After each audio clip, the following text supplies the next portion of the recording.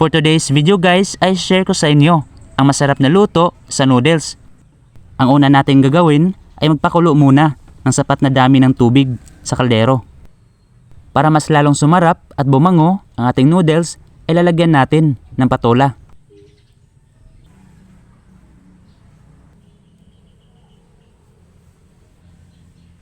So ito na ang brand ng noodles na ginamit ko. May kakaiba sa kanyang lasa, kaya nagustuhan ko ito.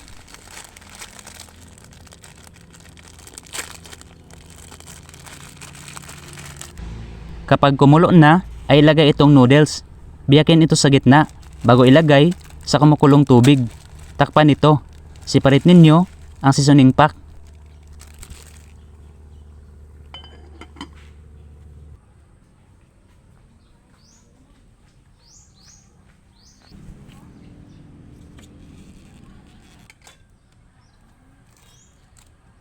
Kapag nagluluto pala ako ng noodles, ay tinatanggal ko konti ang tubig sa pinagpakuluan nito.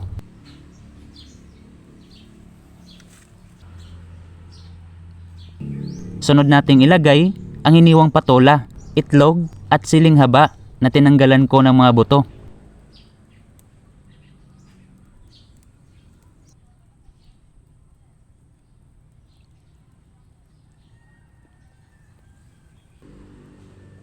Pandagdag sa lasa, itong siling green at red.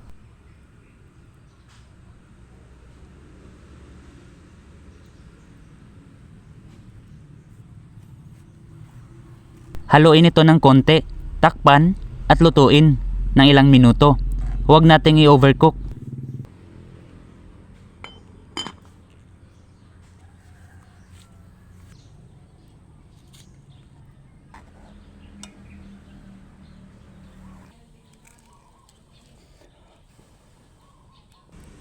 Ang panghuli nating ilagay ay itong seasoning pack.